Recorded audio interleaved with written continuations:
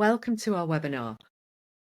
We're just waiting for some more people to join. I'm delighted to have you with us today. We are going to record today's call as well. Okay, hi, we've got Kirsty with us now. Hi, Kirsty. Hi, good afternoon, everybody. We'll talk a little bit about the problems that people are going to look at and the things that are happening in your organisation, and then we can have a look at some suggestions and proposals for how to resolve that. And also we've got some space for questions as well throughout the session. So, okay. We'll get started, and then obviously as people join, we can always catch back up, and I'm sure people will be happy to do that. Just to let everybody know, I'm Dinah Turner. I'm Customer Director here at Skillsminer. I'm the host, and Kirsty's going to talk on this webinar today. We are recording, as we said. We'll do a little video of this, and we'll send this out to everybody after the event as well. Please add any questions that you have got in the chat at any point, and we'll pick those up as we go. If you have anything that's more specific and you want to get in touch outside the webinar, you've got our contact details here. So if there's anything that comes up that you think, oh, actually, that's really helpful for us, we'd like to know more about that, but I don't want to talk about it, we'll pick that up for you. So in that case, I'll hand over to Kirsty, who's our CEO and founder. Hello, everybody. Thanks for joining us today. Diane and I had both agreed that we thought we were long overdue another webinar with everybody. Lots of questions had been kind of flooding in from different people online and on LinkedIn, and so we've done our best to summarise as much of that today and walk you through some of those things that we've been observing and seeing, and hope that that will be interesting for you to learn a little bit more about that too. So thank you, everybody, for taking the time out of your day to come and see what we're talking about today. Yeah, we thought this would be quite good. If everybody feels brave enough, we'd love it if you would maybe let us know what, first of all, attracted you to thinking about joining us today. Maybe there's something that you're working on at work. There might be some interesting strategic stuff that you're thinking about that's important to your organisation, where you're thinking skills could be really critical, understanding a little bit more detail about that, or maybe it's something to do with L&D, but we'd really love to know what attracted you to come to this webinar today. So if you could take a moment, or you feel brave enough, we'd love to see your comments in the little chat window again. I mean, there's a lot of different things about people thinking about, okay, so we're here today, how do we get to where we need to be in the future as well? So thank you so much, everybody. Future needs, we're with you on that one, that's for sure. Shall we move to the next slide? We can circle back to these as we go. Yeah, definitely. Yeah, that's great. Let's move to the next slide. So yeah, we've been sort of inundated with lots of different questions, and when we've been doing kind of one-to-one with different organisations, we're seeing lots of challenges presenting themselves for individual organisations and also for organisations that collaborate and work together. There's more demand than ever before to think about not just the skills that they have inside their organisation today, but that future. What does the pathway look like for our future? And then I think it's a big melting pot. We're being hit by lots of different things across the economy at the moment, you know, from hiring freezes in some organisations, increased costs, the cost of actually hiring people when they're inside the organisation, or recruitment fees are just becoming a bit exorbitant for some organisations. Other people are feeling the kind of way of thinking about new technology, or what do they do with existing data that they maybe have at the moment. So it's lots and lots of questions coming in about that. And I think that's because AI is this incredible new buzzword. We're also seeing different regional challenges, you know, that's right across from local organisations, how that's impacting with education, L&D or training, for example, in those regions for their staff. And again, all the classic stuff, an ageing workforce, you know, what are we doing to encourage the next generation of workers into the business, new talent, returners and things like that. And the most important thing, I think, that, you know, not one business is the same.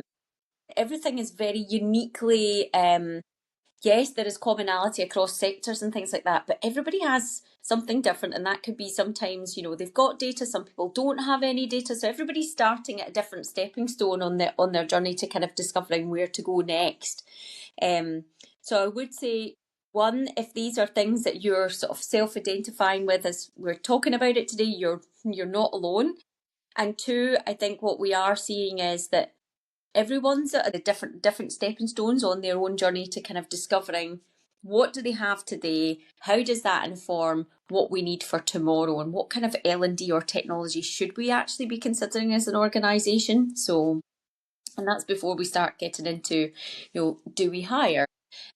Do we look to restructure the business? All of those things. So there's lots and lots of different things coming in every day.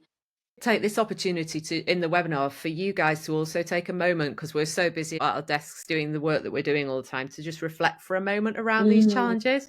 And I think we'd like you to think how much you're being impacted by those sort of changes today.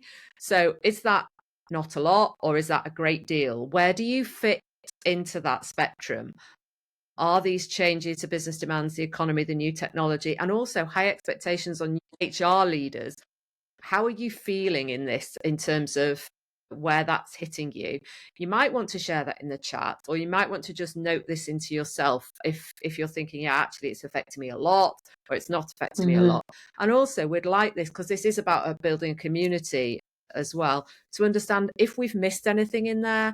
So if there's anything that's impacting you that we haven't mentioned, we'd be really interested to hear that. You touched on being in a transformation journey and future skills needs, and you've looked at future workforce as well. So we know there's so much change in the world for you right now. It's just interesting to hear any feedback from you or any of the other people that have joined the call about how much you see yourself being impacted in this world at the moment. Yeah, and even now, I'm reflecting even on a conversation I had with a business on Monday. And I think about it even for us, you think about what L&D would be appropriate for the team, and what about that at an individual level?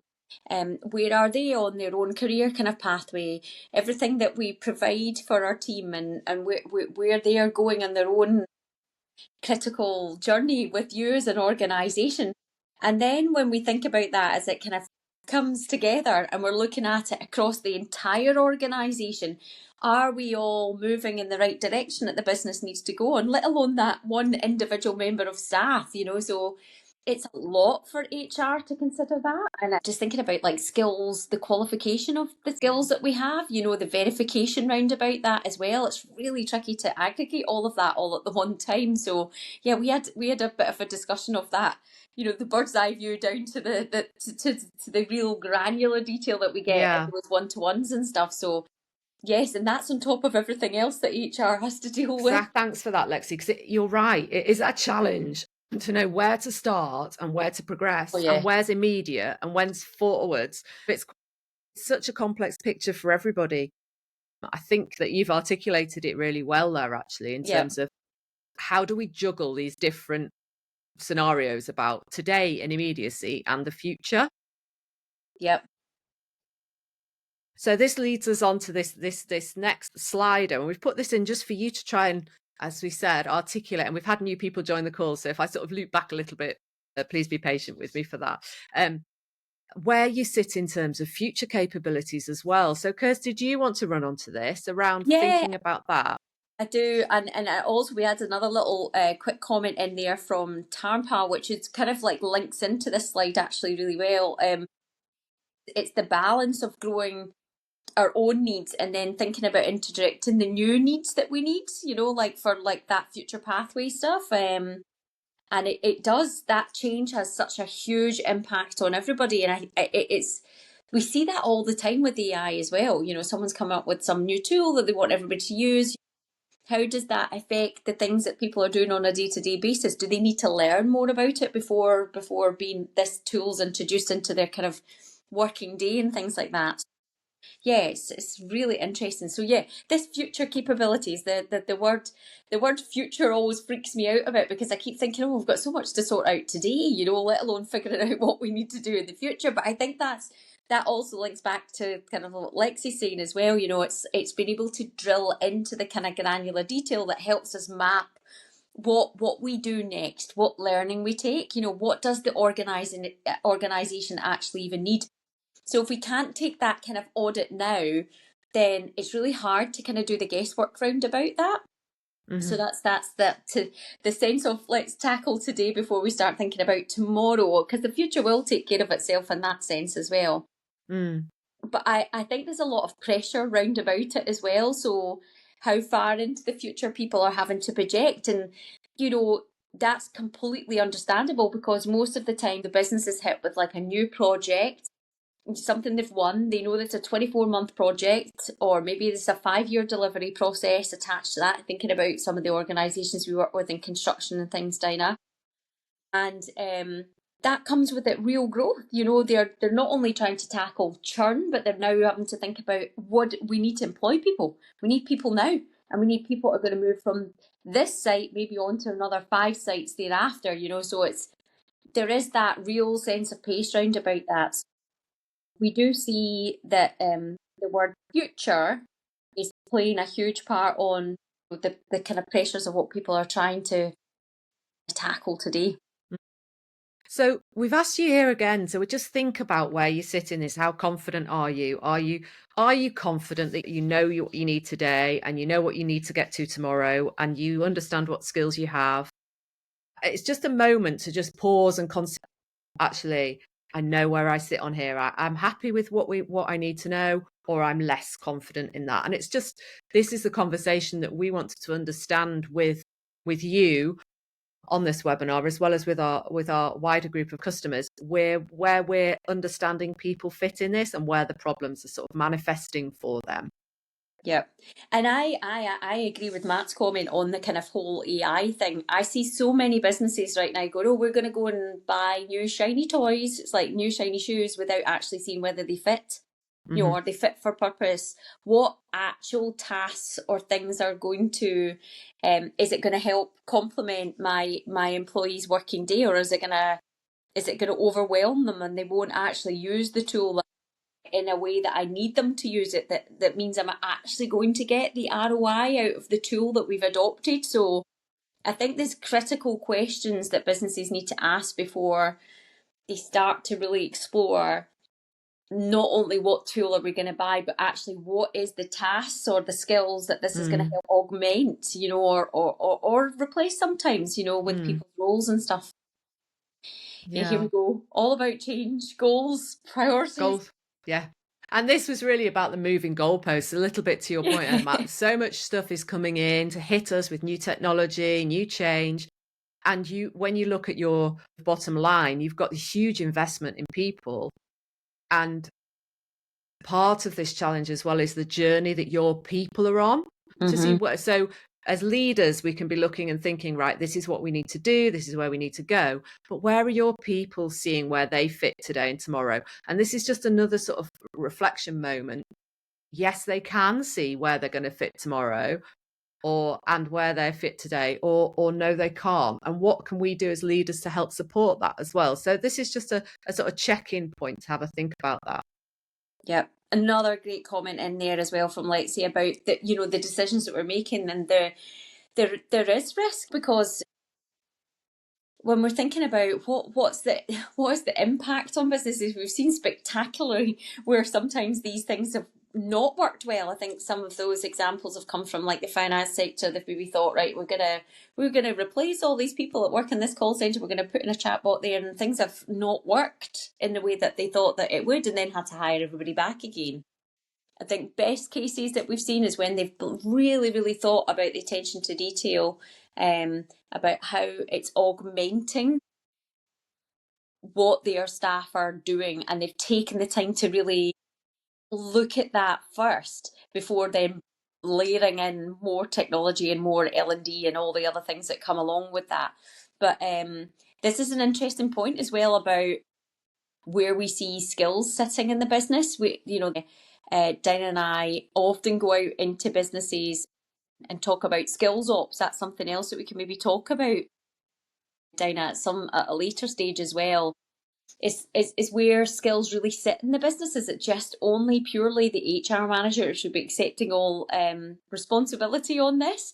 And that's not what we're seeing. We think that this is a much more wider strategic discussion across the business that needs to happen. And I think then that's the risk becomes an educated one when people do choose wisely on the tooling that they next take.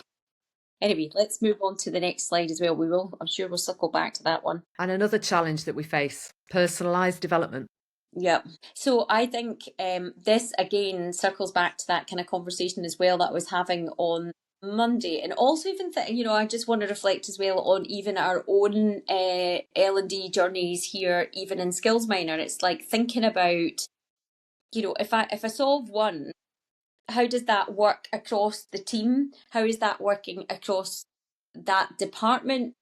Is that allowing us to do more or less tasks that I need to do as well? If I do upskilling rather than waiting to hire or find somebody that has those unique skills that I need for my business right now. So I think that this is quite a critical starting point for a lot of organisations. Sometimes when they're talking to us, they're coming to us more from the L&D part of their journey to begin with, because they're looking inside the business and saying, hey, we've been trying to hire for this role and it's taken such a long time, and we should maybe look at upskilling. And how do we get our staff engaged on that journey as well? How do we make this feel like it is a natural thing, that they want to pick up L&D rather than it feeling that it's, oh, this is this thing that I need to do for my CPD, or I've got my one-to-one coming up with my HR manager. It's really for them to see that that journey, that personalised development they're on is taking them on a journey through your business, and they're strategically growing with you as an organisation. As you grow, they grow, kind of thing. So it's a kind of hand in hand process. But to start off with, it can feel quite overwhelming to understand where to begin. You start thinking about 70 people that are in your team, or 1,000 people, and then across the organisation, how does that jigsaw puzzle kind of come together as well? So yeah, lots, and skills gaps too, So I think what we've tried to articulate in those first few slides is that the range of problems really that we know. When we looked at who has signed up for today's webinar, there are lots of different challenges that people have got. They're obviously looking at new technology, they're looking at future workforce needs, they're looking at how do we make sure we're getting the most from our L&D, how do we optimize our organizations, how do we restructure and bring in the right skill sets. So all of these problems are quite huge and connected to one another, and they have a lot of threads between them. Mm-hmm. So what we'd like to do is explain our thinking on how we can help you with resolving this disconnected picture and building a bit of approach in through that, aren't we, Kirsty? So I'm just going to flip onto the next slide and we can explain a little bit more about that. And obviously, please do throw your feedback and questions into the chat at any time. So it really helps us to understand it. If you're coming from an L&D perspective, if you're coming from a workforce planning perspective, if you're coming from a strategic alignment perspective, that's still great for us to understand to help steer this webinar so it benefits you and gives you the right answers. So it's not all about the job title anymore. I often keep thinking it becomes like the needle in the haystack if we keep asking for the same title or skills to be fulfilled under this one particular banner, where we maybe know across the organisation there might be more people that can help support to tackle the thing that we're maybe particularly hiring for. The problems that we are seeing present in the way that they are, when we look back to where it starts from, it really is coming from this. It's beyond that job role. It's beyond the title. That lets us really look at what is it that people are doing inside our organisation. We appreciate that job title is important, and because that can be linked to pay grade or leadership positions inside the organisation. But some of the most successful companies are really trying to break that down and look at, well, could these tasks in this particular role be fulfilled by other people inside our organisation? Could it be fulfilled by someone perhaps in a more junior position, but we give them the L&D to get them to where they need to go to as well? So it's really looking at the tasks and the skills inside the roles that we think that we need to be filled. And you can call them any job title really once we get into that, but it opens up opportunity across the business and for individuals in ways that I don't think that they maybe initially thought about. So this whole idea of deconstructing job roles or blending job titles. We've seen that even in some public sector positions as well. Very interesting way of working at the moment. Yeah. I think that there's this move with the amount of change that we have to deal with.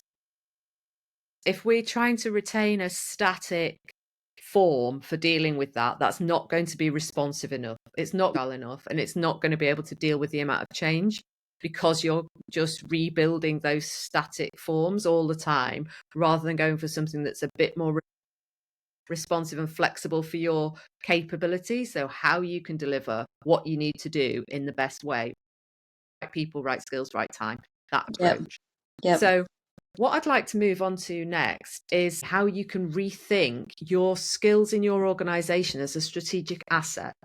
So we can talk about this. We have got a few chats going on here as well at the same time. So we're looking at skills on common to multiple roles, Lexi. Yes, that's really important.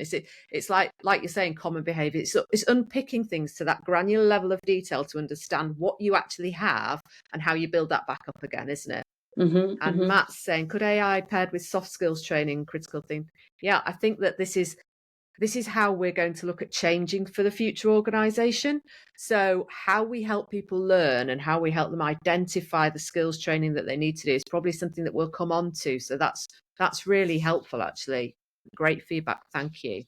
So we're going to touch on this about how you can shift your thinking to move to this skills as a strategic asset approach. Yes, so this is I think sometimes when you see all the dots on the map, you think, oh my goodness, that looks like there's loads of different points to jump off. But I think this really is the point. Every organisation is starting at a different point on their journey. Some people are just starting to approach what is skills? What are these capabilities in our organisations? They've been very focused on just job titles, even sometimes even the qualifications and how people got into the roles in the first place. So they're starting right over here on the left hand side, just trying to think about what's the agreed commonality or language route that we're going to adopt as an organisation to talk about the skills that we have. And they really are getting started. Then there's some other organisations as we move further on. They've got L&D up and running. They've got a little bit of data in existing HR systems, but it all kind of feels quite siloed and it's static. They're not really extracting too much meaning behind it at the moment. There is this idea of joining up the dots, but they've never been able to kind of bring those points together, or they do on those one-to-ones, but it's tricky to take that bird's eye view and look down on the organisation and say, okay, well, is this actually all really joining up? Are we joining up the dots across this department or across this team that's taking us on the journey? And are we going to be at the right point at the right time for that, maybe that project that we've just won or this new contract that we've won, to have the skilled labour in place at the time that we need it at? So, that then leads to kind of different things. Maybe some people are thinking, okay, we've really tried hiring, so they're maybe in the mid-section here. They're now thinking, okay, we've tried hiring for the job title, that hasn't really worked, so we're now taking a more skills-based approach to hiring. So we're seeing some organisations are taking those first steps out there to kind of start looking for skills rather than just the job title. So again, they're starting off at that point there. But I think really what we're trying to show is that, yes, there's different. Some people may be able to say, right, okay, I've got 0.2, I've got 0.5, I think I've got a little bit of this over here, but it's then how do we start to join those up so it stops all becoming like post-it notes, or the thing that keeps us awake at night is we start trying to look for the commonality between the different dots. So what Diana and I do normally when we go into business is we start and we look at what things do you have already?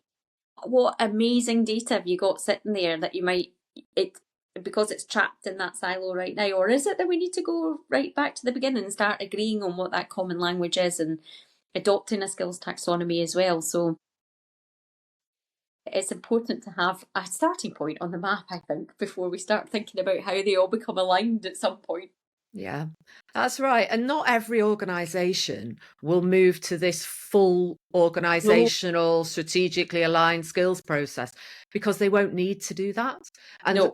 some organizations will think that they have to go whole hog into all of this and everyone has to be operating in this way. But it might be that there's elements of some areas that you want to benefit from first, other areas that that's a stable area and it's less impacted by change, and other areas where you need to focus and bring in future thinking as well.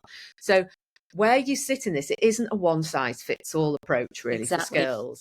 And what you need is adaptability around how you want to pick off that data, pick off that information, and get the outcomes that you need to get to really as a business or as an organization. So normally what we do in a webinar is run a demo, but because we've got such a diverse range of questions here, I think what we decided to do is just talk around some of the functionality and help that Skillsminer can offer to people, and then dig into that in a little bit more detail. So I'd appreciate your feedback in the chat again. So this is maybe how it would start for a line manager. So Kirsty, over to you again. Yeah, I just also saw the comment that James said about optional and those foundational skills that we need as well. The great thing that we've done is we've identified what those core skills are, typically with inside roles as well. And so there is some real fast track ways that you can do that by adopting and starting off with your skills taxonomy, James. So I think that's the best starting point for most people, saying, okay, well, what are the roles that we have already? What are the foundational or the optional skills that we need? And what are the other things that we know that this particular role, in whatever way it is, in our organisation, this is the core other things that they do as part of that. So that's what allows you to start thinking about how you adopt your own skills taxonomy. But anyway, jumping back into the line manager's journey, if you think about those one-to-ones, often what's happening inside the organisation is, and I'm going back to Lexi's point, people are moving not in a linear fashion anymore. People are not even coming into the business in a linear fashion. They may look at a job title, and if they understand the tasks or the skills that are inside that particular role, it allows us to then think about where else are those skills in demand across my business. And as line managers, we often can't see what's going on over there inside the business, or someone's moved into our team as well. And so we want to be able to have one place that we can see how these skills are evolving over time. And we also want to see, how those skills have been validated.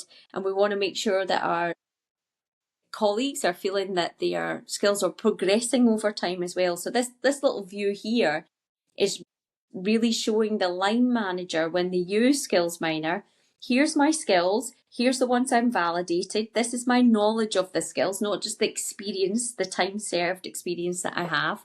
It's an aggregated view. It's a one-stop shop for the line manager really to be able to drill into the granular aspects of what this particular colleague or an employee has. And again, the behaviours over here, those are big meta skills as well. I think that's hugely important as well, because it's sometimes not always just about the qualification. It's about the behaviour. We can train for the skills, for example. So this allows them to have this informed conversation, because sometimes a line manager's there because they've got great managerial experience. They might not be a subject domain expert. I'm not a subject domain expert in some aspects of what my data science team does, but having this in front of me allows to see how they're progressing, how they're making progress in their own individual way, sometimes in very complex skills and subject domain areas that I don't have full qualification experience of, but I know where I need them to go in my business. So that gives me this bird's eye view on how are they getting on. Lets me have this conversation with them as well about their skills, about their progress, and how this is allowing them to promote their own kind of career pathway as well. So I think it's important, not only for us now thinking about our own position as leaders inside the organisation. Sometimes we're not the subject domain expert, but we have the leadership capability to drive the business in that way. So I think this has been an important eye-opener for us as we look at how people are transferring across businesses right now. That transparency and being able to see all in one place at the one time is helpful. So Skillsminer gives the line manager one set of view of the data of all of their teams and all of the information that they can have. but also leaders can see a collective view across as well. So Kirsty, did you want to run through some of this? Yeah, so if you think about it, we've had that one-to-one, and now we've got our team of 4 that are working on this particular project, or they're in this department. Now imagine that exploding up into 70 members of staff, and I need to know, are they progressing over time?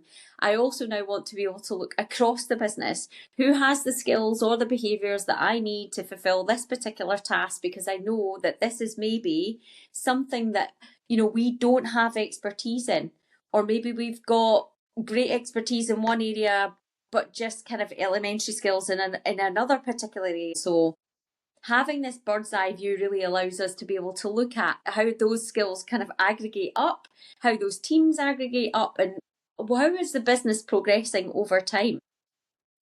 Some really kind of cute metrics that we've got in there, and we just brought them out in this last year. What's the collective digital skills that we've got in our organisation? Which skills, which human skills have we got that can be augmented, with AI? And then what sort of tooling could we consider? So we're not just looking at this particular job, because we see lots and lots of reports that says, oh, this job's going to be replaced with AI. Well, is it? Or is it just an aspect of that particular job? We still need the human to drive the tooling. So what Skillsminer's doing there is like really looking into what's the skills and tasks that person is doing that could be augmented. It's the same with the green skills, or the same with the digital skills. What other things could help my team perform the things that they do? In some cases, take away some of the things that they don't love doing inside their organisation, the kind of more menial tasks that each of us have to do, more admin-driven tasks that hold us back from being able to get on and do more kind of creative or other kind of collaborative work. And so I love this kind of bird's eye view, because not only can I look out and look up, I can then drill into the detail. I can then go, right, okay, let's look at this particular task that I have to do. Okay, look, here's 3 people that can help me do that. Which one has the most amount of time? How are their skills being utilised within their own job? Do they have the capacity to maybe help me out with this project? And so though, based on those, this kind of data, this is what allows, certainly inside Skillsminer and other organisations that are using this, take better strategic decisions, thinking about, okay, do I need to hire a whole person to do this? Or am I looking for someone that's got these particular skills? Am I hiring for a skill rather than hiring for one whole person to help me do this particular task? So this is quite exciting, because now I'm starting to think about my skills in a more strategic way. It's starting to help me think about, can I use that to drive more productivity in my business? Are we going to save some time because I now understand that I could augment those 3 skills there with a little bit of AI or some increased digital skills? And if I want to do that, where are my people on that journey? So are they experienced? Are they just beginner in it? And so therefore that's allowing me to make the decisions about what sort of L&D do my team need. And again, this is just looking at that workforce planning across the organisation. When we want to make those decisions about tooling, a bit like Lexi said, what is the evidence that suggests that we should buy this AI tool? What is the evidence that suggests that we need this kind of L&D for these particular digital skills? Well, we have the evidence now. We know where the gaps are, and we can make a decision with the executive team about what we can invest in. And we should know, based on that, how is that actually going to support our staff? Because what tasks is that going to allow them to do in a more effective or efficient way? So it's removing the risk by providing that more transparency around about that granular detail. And again, to work by skills, so how is that split across my organisation, What kind of projects or positions do I need to be filling as well? So yeah, based on how many hours are left in the working week. So that's giving you, as a leader in an organisation, a top-down and bottom-up way of looking at your skills, because you've broken all of the work that you do down into the skills that it takes to deliver that work. And those skills can be broken down by automation, by AI, by individuals, and you can also address the right L&D interventions for those skills as you step through. The other side of this being top down and bottom up is end to end, and understanding not only does it work for leaders, working this skills approach works in a better way actually for employees as well. Mm-hmm. And that aids you with employee engagement. Yeah, I think this is so critical. I mean, we're all getting to a stage where it needs to be self-served in a sense. You know, you need to see where you're going inside the organization. It's about that employee feeling that they are strategically attached to your growth as well. That's what we've found this time and time again inside organizations, when there is that level of transparency, that the employee can see how the things that they're doing are contributing to growth, are contributing to the business's success or innovation. And that's exciting because they feel then that they're empowered. The things that they're doing is empowering that kind of growth. And it should be rewarding as well for them, because then you as the HR or line manager can see the progress over time. And that's normally linked to pay grades and success metrics and all sorts of other lovely things in organisations that are looking at that as part of how they engage with their employees. I've always said education is always the way. That's my teacher hat is on as well. You know, knowing where I am inside my organisation, knowing what that potential next step is, there's no guesswork round about that. That might be with my line manager in this particular department, or it might be somewhere else away over here inside the organisation. There's an opportunity that's opened up, and hey, my skills are in demand over there. That normally something would be, I would have to have gone on the intranet. I would have to maybe had a discussion with my line manager, who might not know about what's really going on in the other part of the business or this particular role. And so it's opening up opportunity to your employees and helping to tackle things like retention issues, because normally what we find as well, when employees feel that they've mastered everything that they have in that particular role, well, what next? And if I'm not getting that fulfilled from you as an employer, then will I maybe start to kind of look for where that opportunity might come from outside of the organisation. So this is often where we found this engagement with the employee, that it's about their journey. It makes them feel that they're attached to something that's greater than just the some parts of the tasks that they're doing in their day-to-day jobs as well. So I do like this. Some people choose not to. You know, they just choose to look at Skillsminer based from the analytics and make the decisions based on that. But we find that it's really effective when you can take your employees on that journey with you. I just saw another question come in as well. Yeah, Lexi's put in that this is more engaging than performance measurement. I think you're right, Lexi, because I think in terms of performance, it's usually this retrospective. What did you do? I know. And really, we want to say, how are you doing your job today? Mm-hmm. What help do you need to do this job better? Or if it's not this job, what other jobs are open for you? What other performance is available for you? And how do you step into that movement into a new role? It's giving you a really signposted pathway. And Matt's just added, do you find there is a bigger buy-in for employees' self-development with this approach? Yes, because people want to know where they fit inside an organization and where they go next. And there's a change across industries away from this vertical moving. It's not always like I just go upwards into that job. Really, I want to understand what's my breadth of skills that I have, what other jobs are open to me, how would I go into that move over there sideways, what would this project give me, what other skills could I learn by working in this, secondment to do something else. It's moving and shifting away from this really static position to a bit more fluidity and a bit more understanding how to develop people more in the round on their skills, because it's not like a hierarchy all the time, is it? It is looking more at these T-shaped people, M-shaped people. What skills can you add to what you have? What skills did you already bring in that we had no clue about, because you were only doing job A, and we didn't know that before you signed up and did job A and we recruited you on that basis, actually you had a whole nother career doing something over here that we're really interested in and we're really finding that's a growth area for us as a business. So it's understanding. I think you commented about the capabilities core and then the broader capabilities, there's opportunity in that for us as leaders and as line managers to identify that in people. Yeah, I can think of a couple of examples round about that with businesses, and it's when you sit on a one-to-ones and you're seeing how they're getting on with the technology, and you sometimes sit with the staff and they'll say to you, I've just discovered that I maybe shouldn't be thinking about this project management job. I never really wanted to do what my line manager did, but I didn't realise that I actually had about 80% of the capability to do this.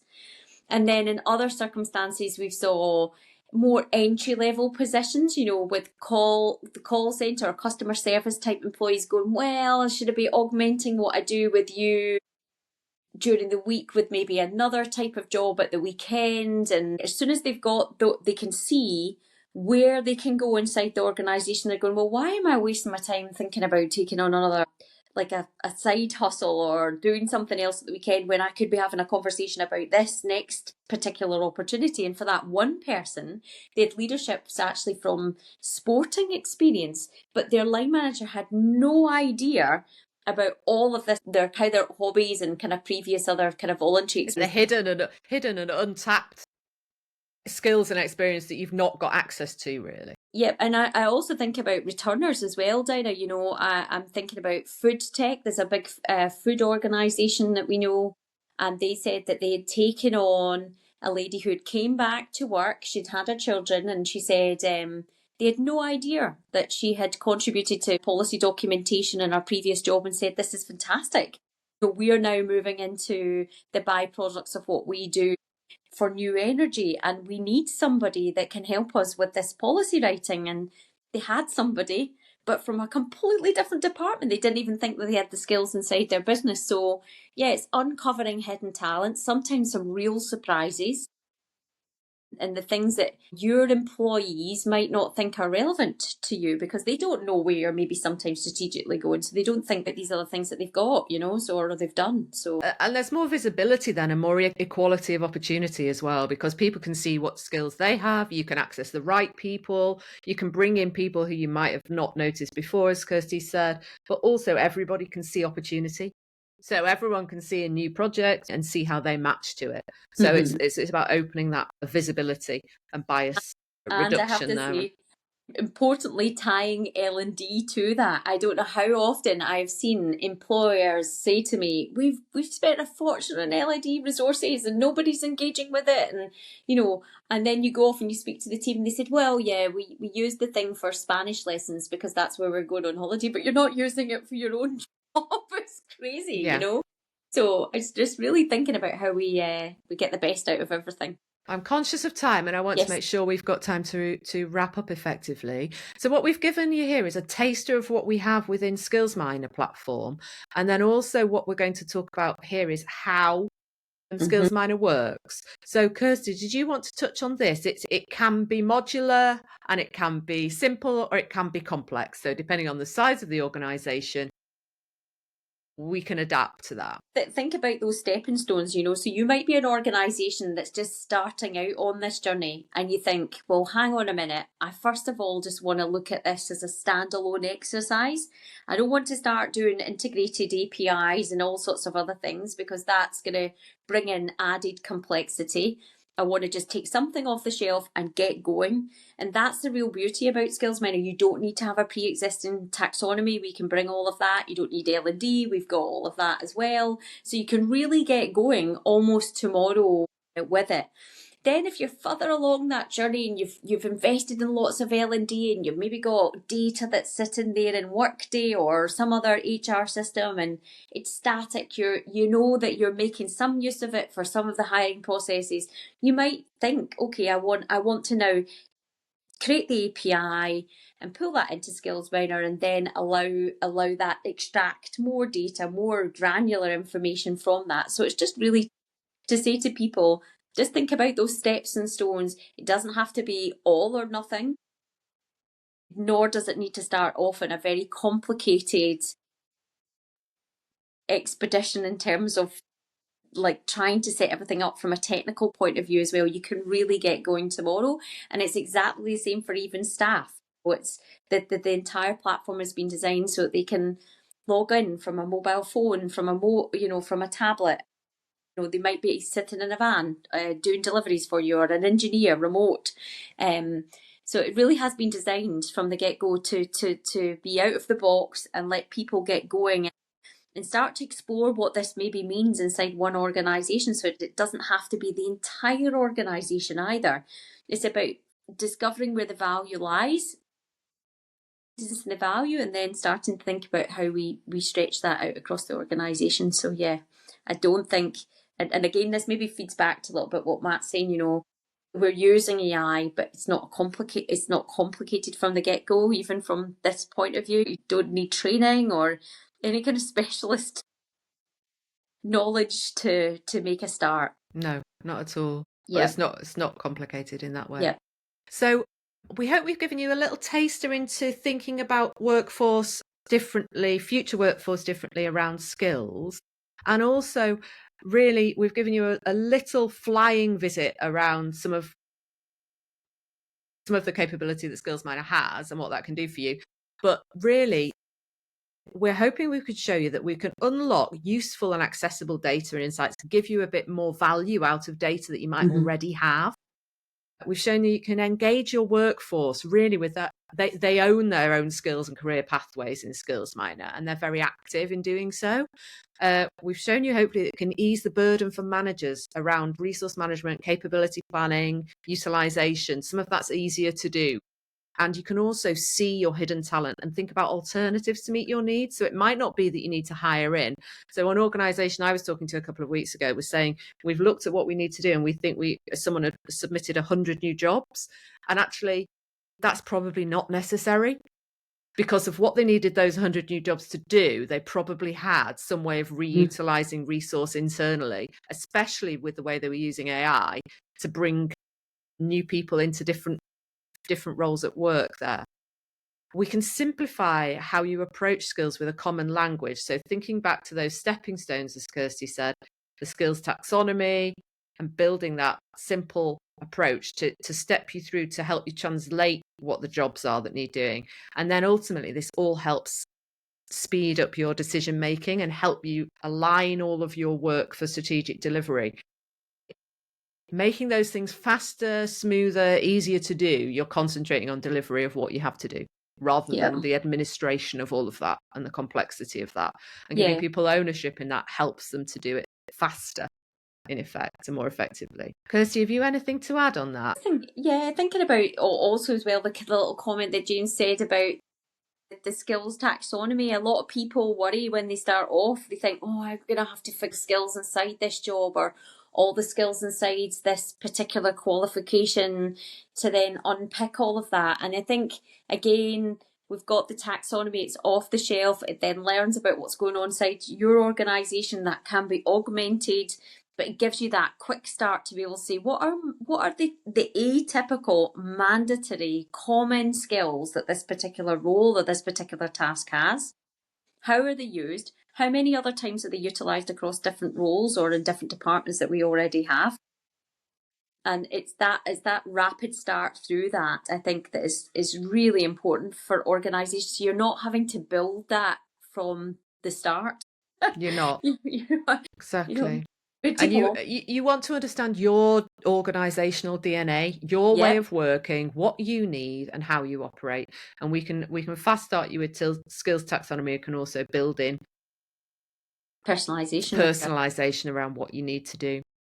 So just again, another thing about the value that you get from Skillsminer, apart from reutilizing your data, there's some more real savings and optimizations that you can get from using Skillsminer and a skills-based approach.